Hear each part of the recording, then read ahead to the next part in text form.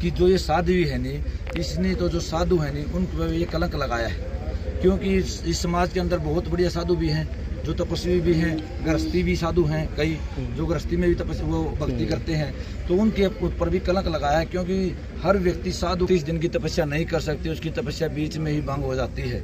आप सभी मतलब नहीं गृहस्थी आदमियों सभी को पता है इस चीज के पास तो 78,000 रुपए आया है और डाकल गांव की कमेटी के पास 7 करोड़ रुपए आ गए कि वो सारा का सारा खा गई।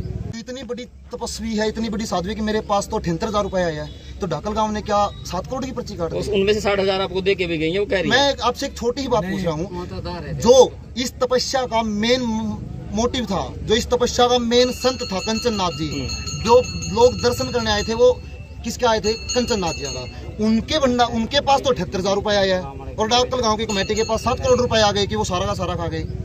12 से 13 लाख रुपए भंडारे के ऊपर खर्च हुआ, वो कहाँ से हुआ?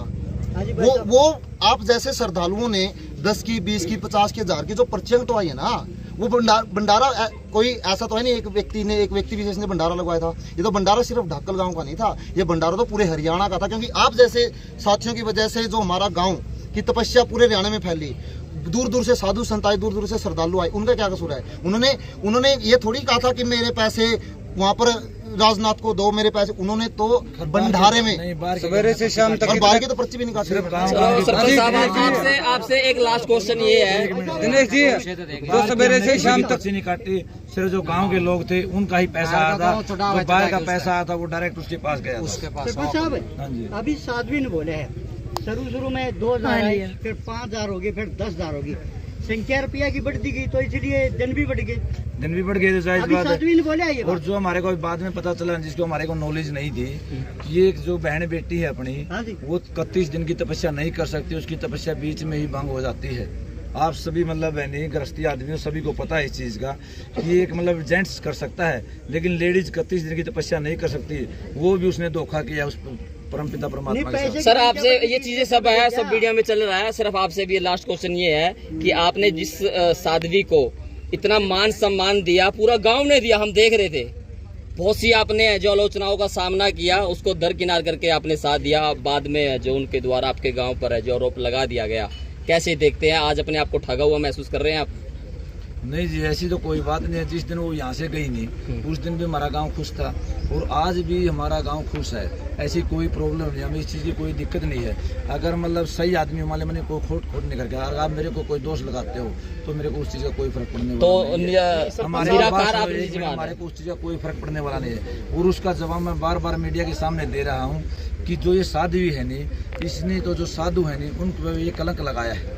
क्योंकि इस समाज के अंदर बहुत बढ़िया साधु भी हैं, जो तपस्वी भी हैं, गृहस्थी भी साधु हैं, कई जो गृहस्थी में भी तपस्या वो भक्ति करते हैं, तो उनके ऊपर भी कलंक लगाया है। क्योंकि हर व्यक्ति साधु को उस नज़र से देखने लग जाए कि जिसने जिस थाली के अंदर खाया उसी के अंदर इसने छेद किया है।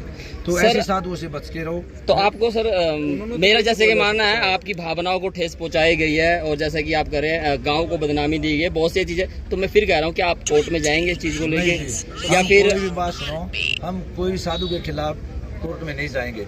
किसी साधु के खिलाफ कोर्ट में जाने की जरूरत नहीं है, इसलिए उसने हमारा इतना बुरा भी नहीं किया। उसने ये कहा कि गाँव डाकल 4 लाख रुपए खा गया, ठीक है, जायज बात है उसकी, लेकिन वो उसकी मानसिकता है, वो उसकी सोच है, वो उसने गलत किया है, गांव के साथ धोखा किया है, तो उससे हमारा कुछ नहीं बिगड़ा। वो जीरो हो गई, वो हीरो थी। तो उन्होंने ये झूठा आरोप क्यों लगाया आप पे? बात तो सुनो, वो पूरा है नहीं, पूरा का पूरा हरियाणा मानो, पूरा भारत देश मानो उसको हीरो मानता था। आज वो सबकी नज़रों में जीरो हो गई कि सभी को पता लग गया कि इसका तो सिर्फ पैसे कमाने का जाल था। जो ढाकल के अंदर आई थी वो करोड़पति बनने के लिए आई थी, इससे अलावा उसका आत्म कल्याण का कोई मकसद नहीं था। वो गांव ढाकल के साथ धोखा हुआ है, जो उसको एक मतलब साध्वी समझ के और उसकी जो मतलब हमने पूजा की है या उसकी सेवा की है जो भी।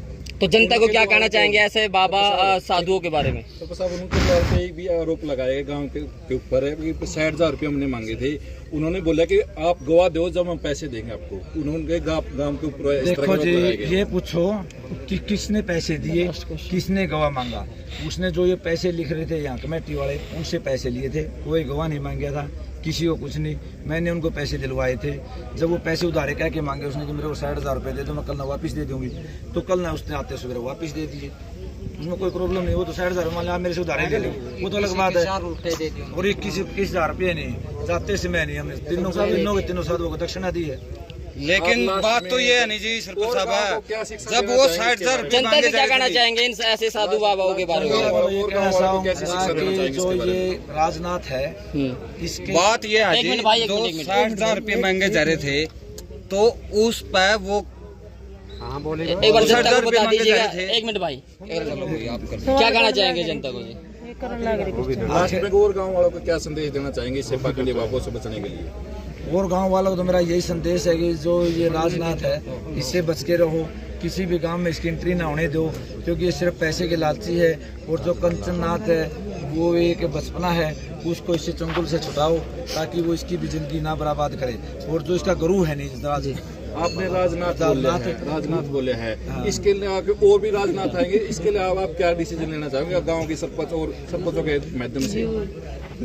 जो कमियां आपकी तरफ से रहेगी कि आपने उसको पूरी तरह से परखा नहीं। देखो एक और बात है, मैं बताऊँ आपको, साधु का ज्ञान है नहीं, कोई नहीं छोड़ सकता।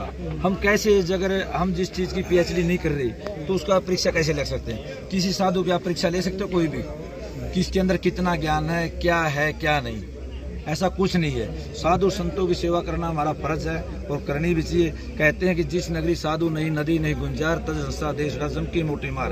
अगर जिस नगरी के अंदर साधु नहीं होगा नहीं, वो भी एक जम की नगरी होती है। साधु भी होना बहुत ही जरूरी है, लेकिन साधु को परखने के बाद पता चलता है।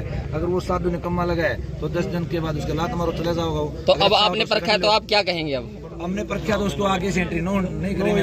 ठीक है सरपंच साहब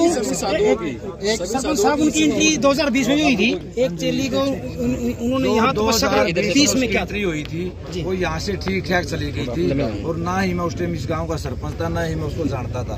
उसके बारे में मेरे को इतनी नॉलेज नहीं है।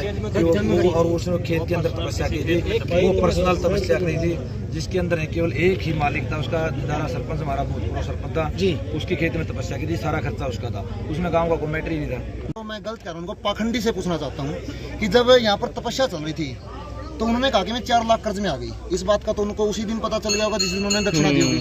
तो अगले दिन उन्होंने गांव में कलश यात्रा का आयोजन किया।